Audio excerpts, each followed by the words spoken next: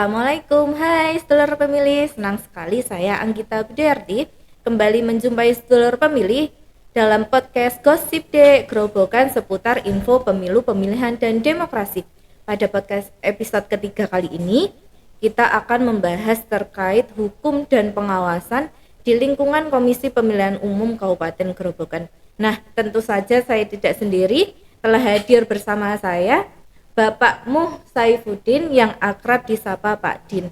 Beliau merupakan anggota Komisi Pemilihan Umum Kabupaten Grobogan Divisi Hukum dan Pengawasan. Nah, divisi ini disebut-sebut sebagai selimut KPU. Maksudnya apa? Nanti akan kita bahas lebih lanjut bersama Pak Din dalam podcast Hukum dan Pengawasan Berbicara. Nah, selamat siang Pak Din. Selamat siang juga. Datang, bagaimana kabarnya? Baik, alhamdulillah. Nah, Pak Din, sebelum kita berbincang lebih jauh lagi, nah silakan boleh Bapak untuk menyapa sedulur pemilih semua dan sedikit memperkenalkan diri. Assalamualaikum warahmatullahi wabarakatuh. Waalaikumsalam. Halo sedulur pemilih semua. Alhamdulillah kita bisa bertemu lewat dunia on air pada siang hari ini. Semoga teman-teman sedulur pemilih bisa menyaksikan podcast ketiga pada siang hari ini. Terima kasih. Nah, Pak, berbicara terkait divisi hukum dan pengawasan. Nah, apa itu divisi hukum dan pengawasan serta peran dan tugasnya sebagai selimut KPU? Terima kasih Mbak Gita ya. Alhamdulillah podcast ketiga boleh dibilang perdana ya, dibilang perdana pada siang hari ini. Alhamdulillah bisa berjalan dengan baik mulai awal dan semoga berjalan terus meskipun nantinya tahapan tiba, tetap kita eksis. Yang namanya keberlanjutan itu penting ya untuk dunia on air ini, dunia podcast ini. Dan saya akan menyampaikan beberapa hal terkait dengan divisi saya, karena di KPU khususnya Kabupaten Grobogan itu ada 5 divisi ya. Satu adalah divisi logistik atau sambungannya adalah pool, kemudian divisi sosdiklis dan parmas ya, yang juga terkait hal ini juga divisi sosdiklis dan parmas ya. Kemudian ada divisi teknis, kemudian ada yang saya sendiri adalah divisi hukum dan pengawasan. Memang tadi untuk mengawali dari Mbak kita sampaikan selimutnya KPU, artinya menyelimuti setiap tahapan, menyelimuti divisi-divisi yang lain. Supaya apa? Supaya divisi hukum dan pengawasan ini agar nantinya dalam awal tahapan, pertengahan dan sampai akhir, supaya nanti tidak ada sengketa atau gugatan di kemudian hari. Prosesnya seperti itu, baik dalam proses proses tahapan dan sampai akhir. Artinya sampai akhir itu semoga tidak terjadinya gugatan. Nah, itu adalah tugasnya divisi hukum dan pengawasan. Dan untuk peranannya memang itu setiap ada kegiatan divisi yang lain, divisi hukum mempunyai tugas supaya kegiatan itu berkaitan berregulasi tentang perundang-undangan. Supaya itu misalnya tentang perebutan KPS sudah betul belum melakukan tahapannya, teknis sudah betul belum dalam melakukan sesuai dengan prosedurnya dan sebagainya. Itu tugas dari divisi hukum dan pengawasan. Makanya di dalam PKPU nomor 8 tahun 2019 KPU 8 2019 itu tentang tata kerja KPU provinsi dan KPU kabupaten kota. Jadi tugasnya itu adalah mengkoordinasikan, menyelenggarakan, mengendalikan, memantau, supervisi dan evaluasi terkait dengan kebijakan Kebijakannya apa? Yaitu satu ada penyusunan rancangan keputusan KPU kabupaten atau kota.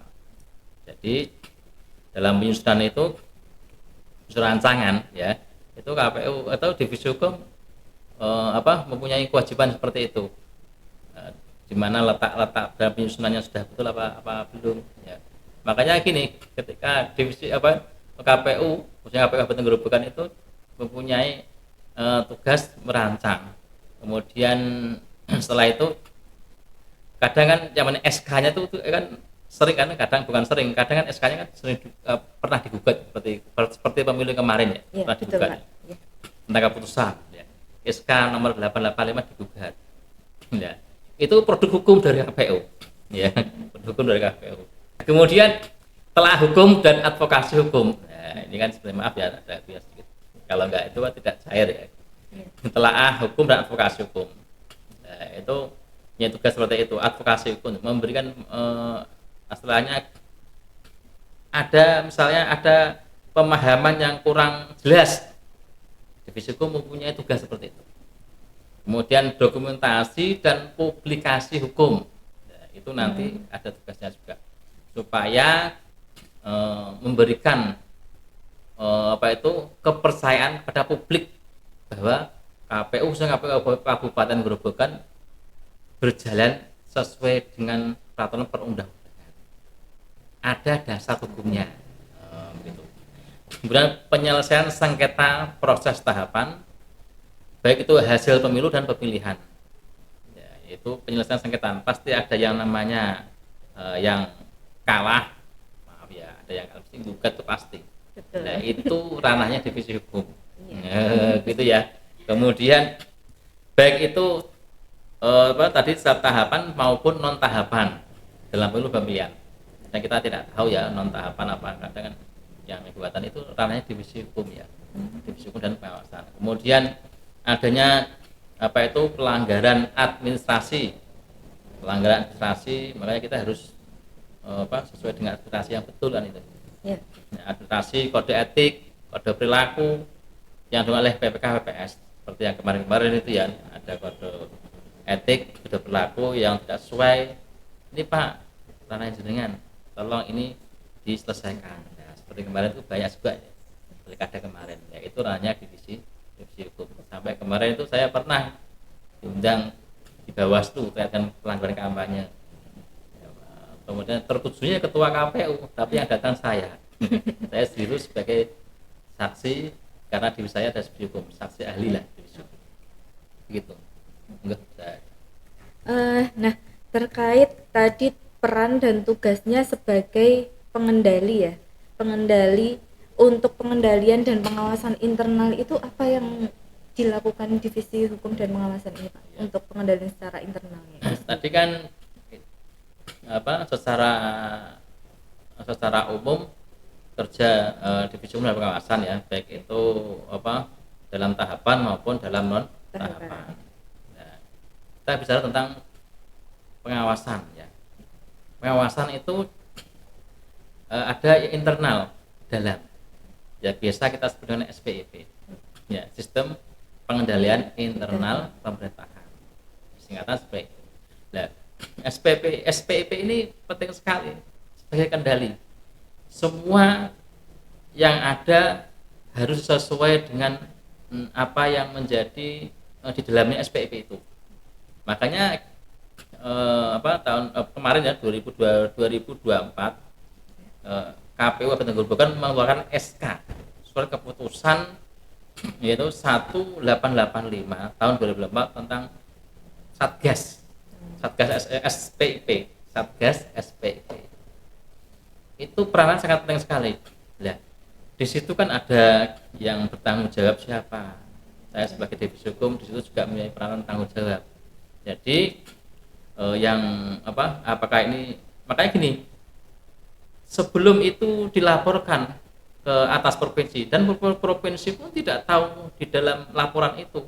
Kalau misalkan provinsi tahunya ini belum mengerjakan, tahunya itu, tapi di dalamnya tidak tahu. Ya, yang tahu ya kita ini. Maka sebelum kita laporkan, termasuk itu pengendalian keuangan dan sebagainya, itu harus melalui mekanisme, diantaranya adalah rapat pleno. Nah, gitu ya, rapat pleno. Makanya pleno itu penting ya, supaya semua tahu ada keterbukaan. Kalau kita sudah terbuka, insya Allah berjalan apapun kita enak ya. Nah, itu pentingnya pengawasan internal. Maka kita sebut divisi hukum itu adalah inspektorat awal sebelum inspektorat di luar itu bergerak. Nah, divisi hukum yang peran penting adalah inspektorat awal dalam lembaga KPU. Ya, tapi kadang kan yang namanya kita bekerja ya harus istilahnya saling percaya ya dengan teman-teman. Kalau sudah dipercaya ya kita lakukan dengan sebaik-baiknya. Begitu ya. Nah, Pak, terkait dengan keterlibatan dengan aspek publik, apa saja yang dilakukan divisi hukum dan pengawasan terkait hal tersebut? Gini ya, publik itu kan bagaimana kita, publik itu kan secara umum semua orang tersu pada kita, makanya kita harus bisa mengemas dengan sebaik-baiknya bahwa publik itu supaya kita percaya pada kita. Caranya apa? Nah, divisi hukum itu ada yang namanya wadah JDIH. Ya, Apa gitu itu ya. Pak Ya, JDIH? jadi ada, nanti kita buka di situ ya. Misalkan SK KPU tadi surat keputusan tentang Satgas, nah di situ diunggah di JDIH. Kegiatan-kegiatan hukum ada di JDIH. Semuanya informasi apa ada di JDIH. Ya, terus dulu itu misalkan pernah itu datang ketika ada gugatan tentang SK, yaitu anggota legislatif ya, perubahan SK. Nah, di anggota legislatif yang lain tidak harus datang ke kantor KPU, tapi cukup dibuka di JDIH. Mereka bisa mendownload keputusan tentang KPU itu. Ya. Siapa saja ya Pak itu? Ya. Bagaimana? Siapa saja? Iya, siapa saja, semuanya bisa ya. Mahasiswa. Ya, semua bisa. Oh, bisa. Ya, bisa. Politik. Itu kan tidak hanya terkait tentang keputusan, surat keputusan terkait dengan kegiatan divisi hukum semuanya lah. Ya. Ya. Itu surat keputusan, ketetapan semuanya ada. Misalkan hasil dari sidang ya. Kemarin sidang di PT UN hasilnya apa?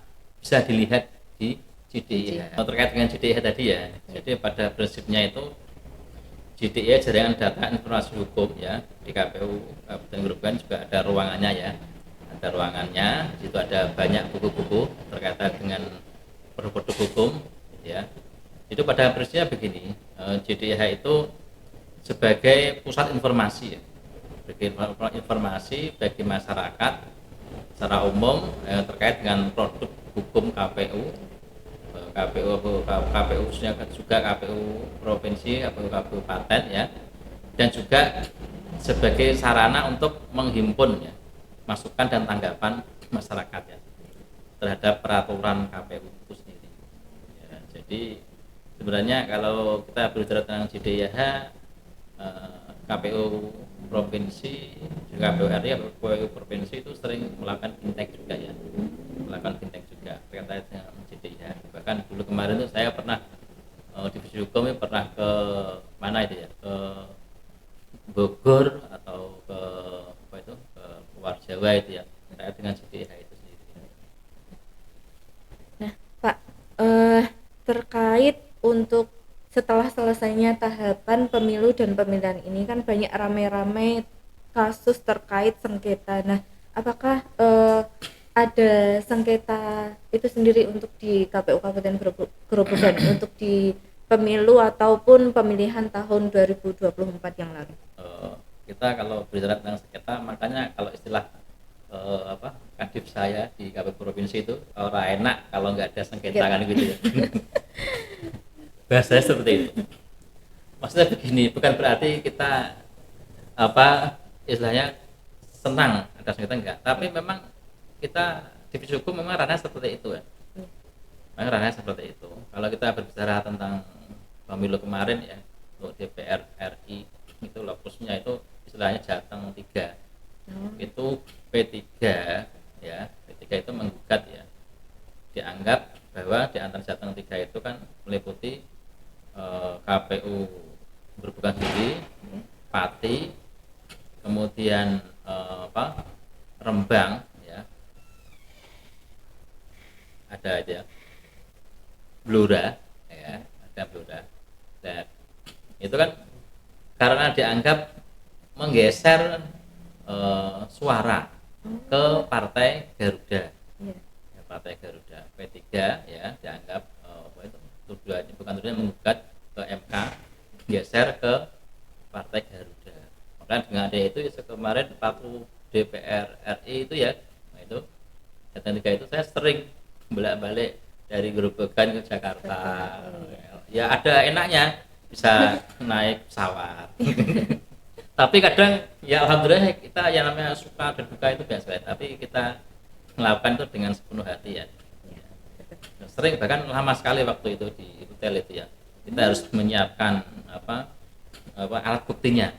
Kalau DPR RI itu kan yang mengurusi itu KPU RI-nya ya.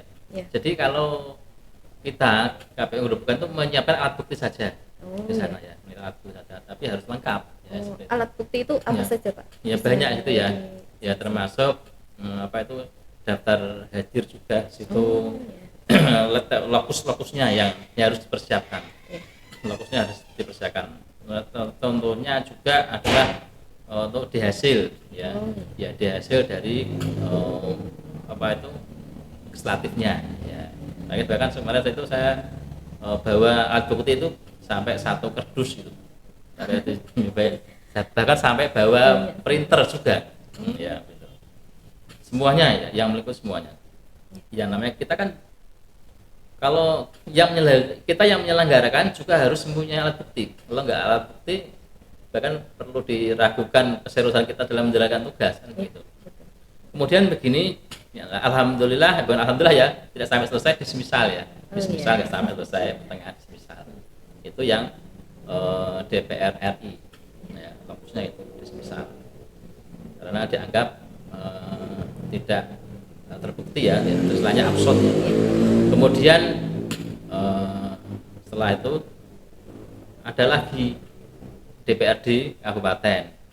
Ya, itu ada dua DPRD kabupaten. Itu kan sudah ditetapkan KPU dan Grobogan sudah melakukan pleno tentang keputusan, sudah menetapkan anggota legislatif menjadi anggota legislatif, yaitu untuk SK KPU Grobogan nomor 885. Itu yang digugat ya Pak ya? Digugat tuh SK-nya. Ya, kemudian kenapa digugat? Itu kan ranahnya dari partai ya, ranahnya dari partai. Tapi partai sendiri memberikan istilahnya bukti bahwa dari anggota dewan, salah satu anggota dewan itu mengundurkan diri. Ya, kita proses dianggap kan diantaranya kalau mengundurkan diri diantara meninggal dunia dan itu diantaranya kalau ada perubahan itu meninggal dunia ada pengunduran diri dan surat pengunduran diri surat pengunduran diri ditandatangani bermaterai. Nah, itu kemudian kita plenokan. Ini kira-kira sesuai enggak? Makanya pleno berlima itu pada waktu itu sering pleno. Ya, bukan kira-kira. Saat ini coba untuk divisi teknis, apa ini sudah sesuai belum? Terus ya ini, memang ini kan kita kan kalau seperti ini kita harus merubah keputusan kita. Nah, kita rubah, kemudian dari anggota tersebut akhirnya diganti. Karena diganti, kemudian dia tidak terima gugat di PT UN. Ada dua anggota legislatif itu, satu dapil 1, kemudian yang kedua dapil 2. Ya, itu kemarin saya 1 minggu hampir 2 kali bolak-balik dari PT UN, seminggu 2 kali. Seminggu 2 kali kita harus menyiapkan replik, duplik, kesimpulan dan sebagainya. Ya, tapi itu tidak sendiri, ada teman-teman di kabupaten yang lain, ada 9 kabupaten dah kalau nggak salah ya, 9 kabupaten. Ya, alhamdulillah berjalan dengan lancar. Mereka juga tidak puas, kemudian gugat lagi di PT Tun Surabaya. Ya, Bisa ya itu Pak Iya, digugat lagi. bisa digugat lagi. Alhamdulillah, bukan alhamdulillah kalau ya pakai daring. Ya, saya kira ke Surabaya, kalau Surabaya kan bisa bolak-balik lagi. Iya. Pakai daring, ya alhamdulillah juga ditolak. Oh, ditolak. Adalah ada memperkuat keputusan PT UN Semarang. Ya, alhamdulillah itu. Tidak sampai itu juga. Ya, makanya divisi hukum itu kerjanya seperti itu. Ya, adalah untuk kita sudah berjalan sesuai dengan peraturan perundang-undangan, masih saja digugat, Iya. apalagi tidak sesuai dengan peraturan perundang-undangan, Iya. tidak sesuai dengan regulasi. Regulasi. Gitu. Setelah itu ada lagi, ada yang salah satu anggota legislatif tadi yang yang masih tidak puas gugat melalui DKPP. Oh. Gitu ya. Yang digugat itu 5 komisioner. Semuanya ya, ya, pakai digugat. 5 komisioner semua. Waktu saya di Bogor, ya saya bisa mengikuti dengan Zoom. Itu ya, tapi itu tugasnya divisi hukum. Alhamdulillah saya dibantu dengan Kasubag, dengan staf dan semuanya lah yang ada di lembaga ini semuanya. Intinya semuanya hasil itu tidak satu divisi tapi semua lembaga sini ya. Yang soalnya kita membawa nama lembaga KPU dan Grobogan. Alhamdulillah waktu itu makanya begini, KPU divisi hukum itu sebagai ya. Kalau di KPP kan sebagai teradu ya. Kalau di PT UN sebagai tergugat ya, tergugat. Kalau di di mana? Kalau di DKPP itu kan tadi sebagai teradu. Kalau di PT UN sebagai tergugat ya, tergugat. Kalau di di Mahkamah Konstitusi ya saya itu termohon. Itu supaya semua ya. Prosesnya sebagai gitu ya. Ya. Alhamdulillah waktu di KPP istilahnya ditolak ya. Ditolak. Nah, tidak terbukti bahwa KPU dan Grobogan khususnya divisi hukum dan pengawasan itu tidak melakukan sebuah kesalahan ya. Istilahnya terintegritas ya. Iya. Kalau DKPP itu hubungannya kode etik ya. Betul. Kalau terbukti kan bahaya itu. Iya. Kalau terbukti saya tidak di sini nih. Iya betul Pak. Kalau terbukti, alhamdulillah ya, alhamdulillah. Ya, makanya itu harus berintegritas betul ya. Iya. Sesuai regulasi lah. Regulasi gitu, ya. Pak. Ya. Nah, dari proses sengketa yang dilalui oleh KPU Kabupaten Grobogan itu Pak, ada tidak sih kendala-kendala yang dihadapi oleh KPU Kabupaten Grobogan? Kalau kita bicara tentang kendala ya, yang namanya hidup itu pasti ada kendala ya. Kita berjalan dari kita lahir pun nggak bisa berjalan, ada kendala karena nggak ada yang membantu untuk berjalan. Begitu juga kan mbak kita itu kesini pasti ada kendalanya itu. Kendalanya mungkin jauhan gitu ya.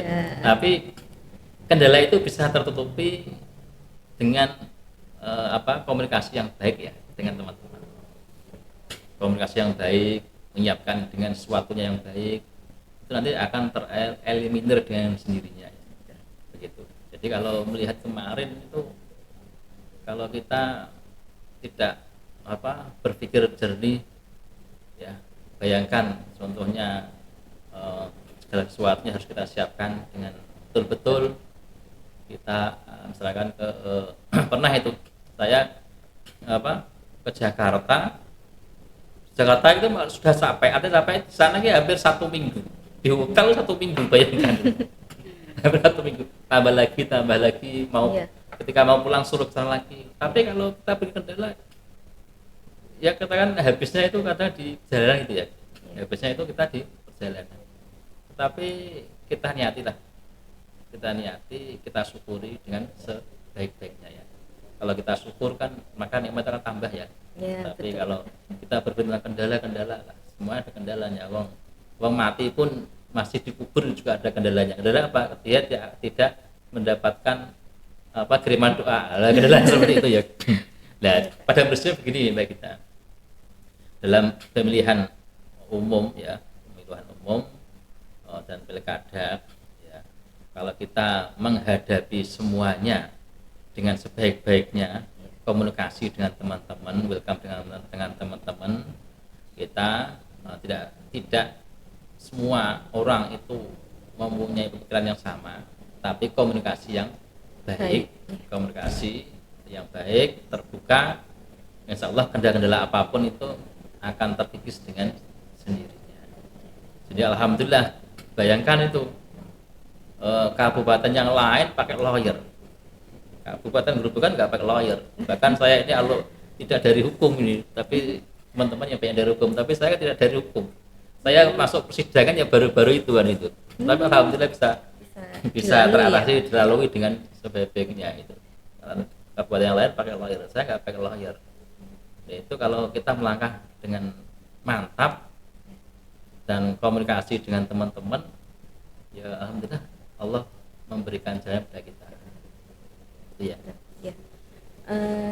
Nah Pak, terkait kita kan tahu bahwa pemerintah ini menggalakkan terkait efisiensi. Nah, apakah itu berdampak pada kegiatan-kegiatan yang dilakukan oleh Divisi Hukum dan Pengawasan, dan bagaimana cara Divisi Hukum dan Pengawasan itu untuk mengatasi hal itu? Kalau melihat dari dari pidato kenegaraan Pak Prabowo ya, waktu setelah dilantik di gedung DPR MPR ya, itu kan efisiensi. Kalau melihat seperti itu, dulu waktu sebelum kemerdekaan, perjuangan belum ada APBN ya tetap jalan, iya kan?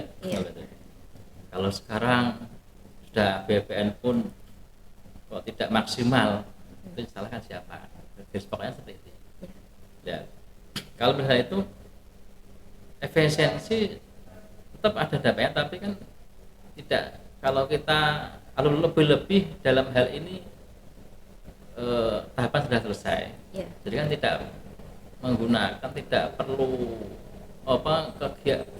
biaya yang begitu besar.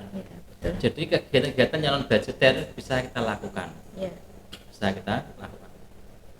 Seperti apa? Misalkan gini, kalau Divisi Hukum dan Pengawasan ini kegiatan rutin yang kita pegang, yang juga kita harus tampakkan, kita munculkan kepada publik, yaitu adalah SPIP. Ya, laporan bulanan itu harus.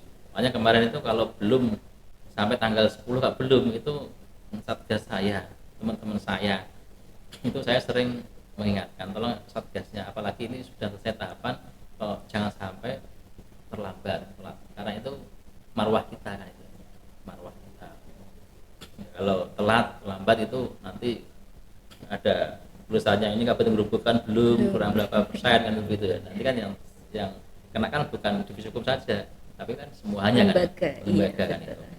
Makanya itu kegiatan rutin SPIP tadi sebenarnya banyak sekali.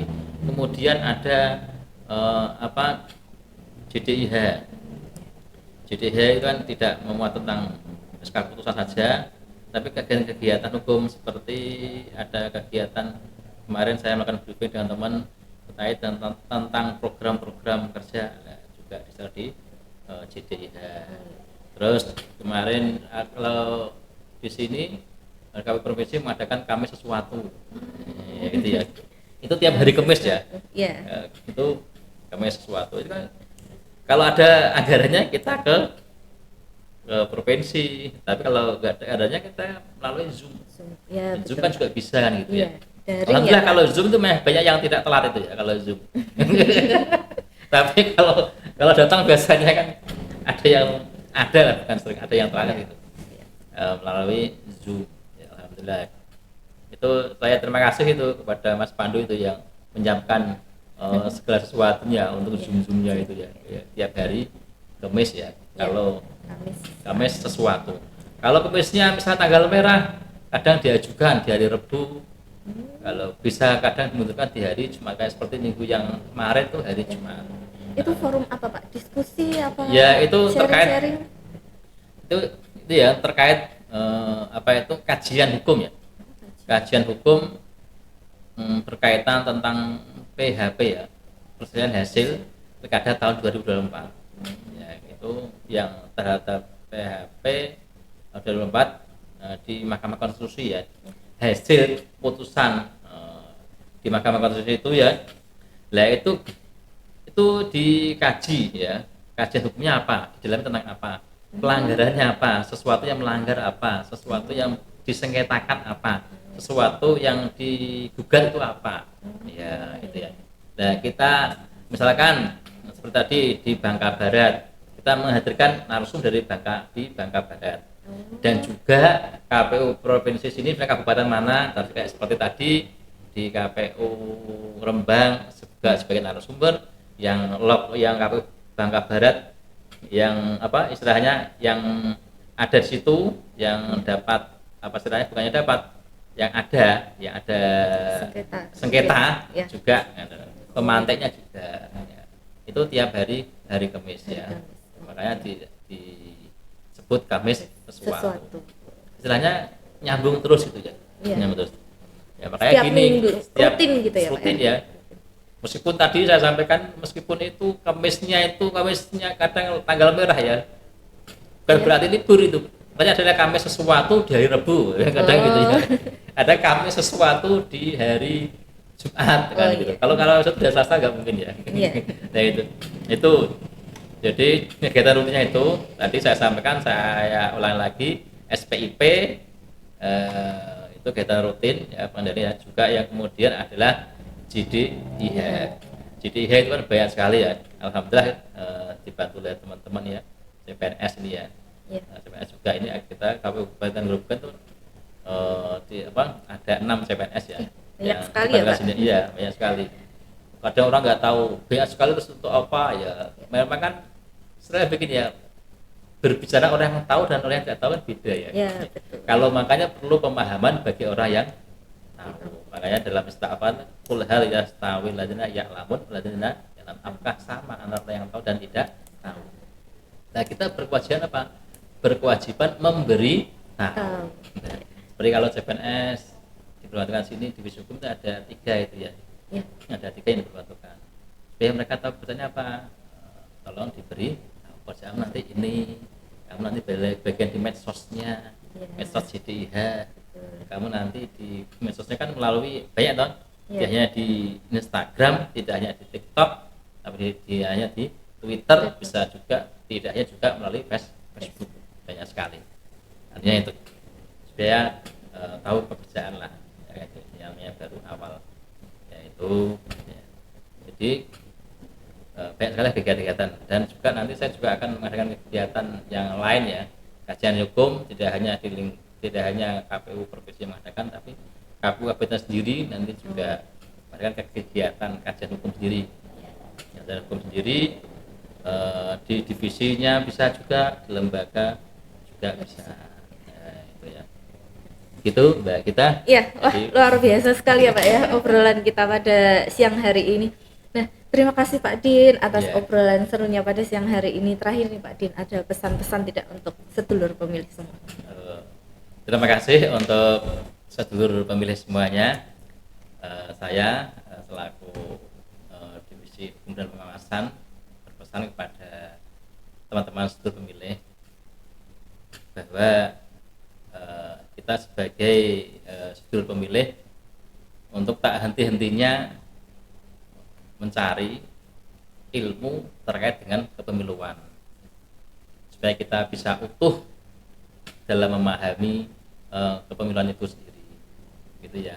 Jadi kalau kita tahu tentang ilmu pemilihan secara utuh, maka kita akan menjadi pemilih yang baik. Pemilih yang baik tentu akan memilih tidak berdasarkan pada orang lain, tapi berdasarkan hati nurani kita. Itu pentingnya saya menyampaikan pada teman-teman pemilih. Terima kasih. Assalamualaikum warahmatullahi wabarakatuh. Malah sudah saya tutup. Baiklah, terima kasih Pak Din atas obrolan serunya pada siang hari ini. Nah, bagi sedulur pemilih, terima kasih telah setia mendengarkan podcast KPU Kabupaten Grobogan. Jangan lupa bagi sedulur pemilih, bekali diri dengan pemahaman terkait regulasi, kawal proses demokrasi agar tercipta pemilihan yang langsung, umum, bebas, rahasia, jujur, dan adil. Nah, kalau kamu suka episode ini, jangan lupa share ke teman-temanmu dan jangan lupa follow akun YouTube KPU Kabupaten Grobogan dan nantikan episode selanjutnya. Sampai jumpa. Wassalamualaikum warahmatullahi wabarakatuh.